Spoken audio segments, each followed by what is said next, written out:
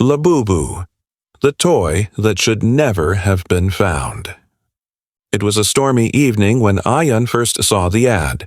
He was scrolling through late-night online marketplaces looking for rare toys for his collection. Most listings were boring, but one caught his eye. Labubu, rare toy, do not purchase. The warning felt like bait, but to Ayan it was an irresistible challenge.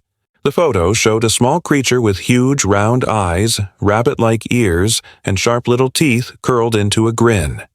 Its appearance was unsettling, but that only made it more intriguing. He clicked Buy Now without hesitation. 3 days later, a heavy box arrived at his doorstep. The cardboard was damp, as if it had been sitting somewhere cold and wet for years. When he pulled the toy out, he immediately felt a chill. It wasn't like his other dolls. Its skin wasn't smooth plastic, but leathery, almost human-like. Its glassy eyes seemed alive, reflecting light in a way that felt wrong. Still, Ayan placed it proudly on his shelf. He laughed at himself for feeling spooked. After all, it was just a toy. That night, as rain hammered against the windows, he was woken by a sound. Tap, tap, tap. It was faint, but definitely there. He turned on his lamp and froze. Labubu was no longer on the shelf. It was sitting on his desk, facing him. Ayan's stomach knotted. "I must have moved it earlier," he whispered, though deep down he knew he hadn't. He picked it up and put it back on the shelf, then went back to bed. But when the lights went out, the sound started again. Tap, tap, tap. This time, closer. The next morning, claw marks appeared on his desk. Thin, deep scratches etched into the wood. Ayan's laughter was nervous, forced. "Must be my imagination," he told himself, but in his heart, fear had started to grow. Over the following days, the strange occurrences multiplied. Doors opened on their own. His phone glitched and showed distorted images of his room, sometimes with an extra shadow in the corner. At night, he would wake to hear faint, childish giggles. One evening, desperate to escape the unease, Ayan shoved Labubu into a drawer and locked it shut. Hours passed in silence. Relief began to wash over him, but as the clock struck midnight, the drawer rattled violently. Bang, bang, bang. Then came the laughter, high-pitched, playful, and cruel. Heart-pounding, Ayan pulled the drawer open. Empty. The toy was gone. He turned slowly, dread clawing at him. Labubu was on his bed. Its eyes glowed faintly, its grin stretched unnaturally wide, revealing sharp, glistening teeth. "You bought me," it whispered, though its lips barely moved.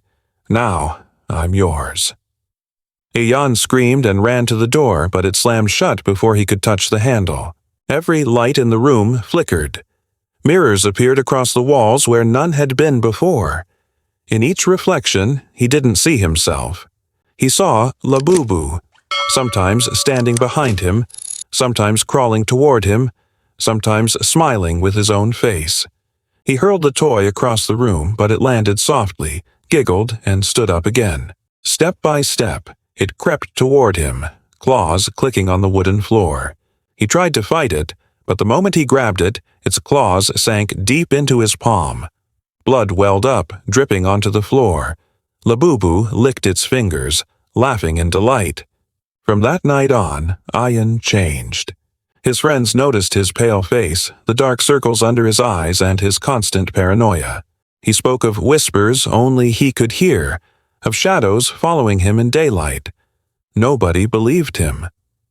Until the night Samir, his best friend, came over. Spotting the strange doll on the shelf, he chuckled. "This thing, it's not scary at all." He picked it up, waving it mockingly. Labubu's grin widened. That night, Samir never returned home. People said he ran away. Ayan knew better. He could hear Samir's voice sometimes, faint and terrified, trapped inside the doll's laughter. Soon, others began to vanish too. A neighbor, a classmate, even Ayan's cousin who touched the toy for just a moment. Every time, Labubu's eyes glowed brighter and its grin grew sharper. Ayan tried everything to destroy it. He buried it, burned it, drowned it, but no matter what, the toy always returned to his shelf by the next night. Then, one evening, Ayan himself vanished. His house was found empty, the windows shattered inward. On the shelf sat Labubu, perfectly still, its eyes glimmering as though it was waiting. Now the house stands abandoned.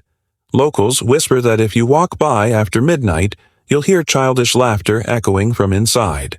Some claim to see glowing eyes staring from the window, watching, waiting.